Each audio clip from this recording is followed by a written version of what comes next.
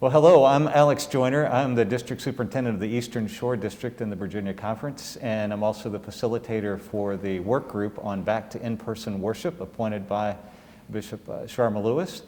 And this is one of a periodic series of videos that we're doing to talk about the process of going back to in-person worship and to try to answer some of those questions. And today, I'm here with Mr. Steve Brown, who is the Chancellor of the conference and one of the key members of the committee. And Steve, I don't know if there are any other introductions you want to do. No, just been a lawyer for 30 years. I've been working with the conference now for 8, going into my 9th year. Before that was general counsel for a local church here in Richmond at Trinity United Methodist. Great. So happy to be here, and thank you for all your leadership with the Back to In-Person Worship group. Well, we are talking today right after a new announcement from the governor related to gatherings in the Commonwealth of Virginia. We are still in the midst of the pandemic that got us together in the first place. And we are continuing to live with the technical assistance manual that our work group has put together. And some of the questions that we get are related to why so many restrictions? What is it about this pandemic that causes us to do this? We see churches down the street from different denominations who have much different approaches. Why this approach? Well, I think the answer to your question is pretty clear from even Friday. With the governor coming out with some modified restrictions, it was helpful, I think, for us to take a step back, and I think for the Commonwealth to take a step back. And although those restrictions don't prevent people from going to work or going to school, it doesn't impact churches in terms of worship services. It will have an impact on other things that churches do. And the reason that we need those restrictions is honestly health and safety. It has nothing to do with legal liability. I'm not concerned at all about a church being sued. If somebody gets sick, that's not our issue. Our issue, frankly, is our membership base. We have quite a few folks over the age of 65 in our membership ranks.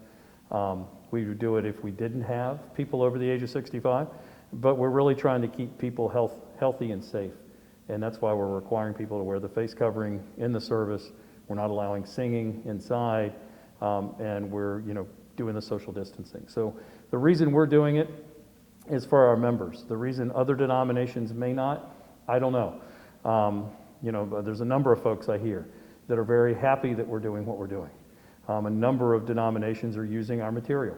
I've heard from countless fellow chancellors, they don't call themselves chancellors, but they're lawyers for the other denominations, thanking us for writing what we're writing. They're taking it off our website, slapping their material on, which is perfect, and we have said, perfect, use whatever you want. We don't mind. It's out there for public use. And have heard really about 90% very positive, 10% of folks saying, gee, I wish we didn't have to do this.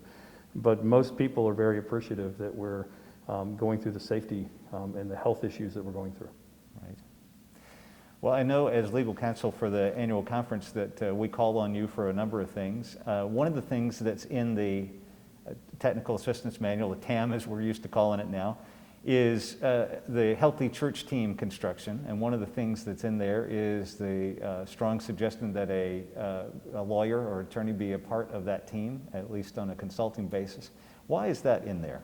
Well, we put that in the original handbook that we had written and then now in the Technical Assistance Manual to help the local church if they've got a lawyer on staff. And we also put if you have a doctor or a nurse. The reason we wanted those folks to be on the Healthy Church Team for the local church is twofold. One, the health folks can help you obviously with health-related issues, the nurse or the doctor. The lawyer can help you with some legal issues and likely do that for you for free. And most lawyers will know a number of the issues that you may have as a Healthy Church Team that are foreign to you, but aren't necessarily foreign to a lawyer. For example, somebody in a Healthy Church Team may say, why don't we have people sign COVID waivers? Let's get them to sign a waiver that they're not going to sue us as a church. The lawyer will likely say, which is what I've opined on, that's not a good idea for several reasons. One is from just a moral standpoint, we shouldn't have people sign waivers to come to church, but they're not enforceable in Virginia. Now they're enforceable in other states, but they're not here. And a lawyer on your local HCT would be able to tell you that without you having to expend the funds to find that out or have to guess on your own. So lawyers can be, although we're the butt of a mini joke, when you need us, people are usually out there asking, and they can answer a ton of questions that the Healthy Church team could use them for and take advantage of. Absolutely. One of the other things that we hear is just in response to the discomfort of all these restrictions, you know, folks are longing for the way that we used to worship, and we often hear, I'm tired of these all these restrictions, and we're doing it for such a small percentage of the population. So why do we have this level when the danger seems to be small for a large number of folks? And when you look at it like that, I could understand that. The problem is that the danger is deadly. And can be deadly to a number of folks. No, not everybody. I've known, you know, my niece got COVID, working down in South Carolina, wasn't wearing a face covering, worked at a bar, and unbelievably, all of the staff got COVID.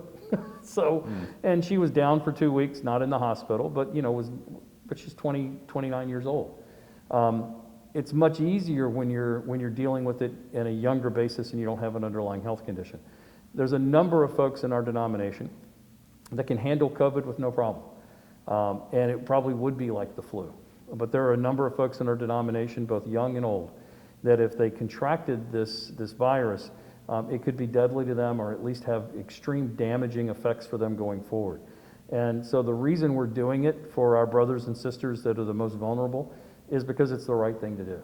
And yes, I'm tired of wearing a face covering. You and I are tired of doing it here right now.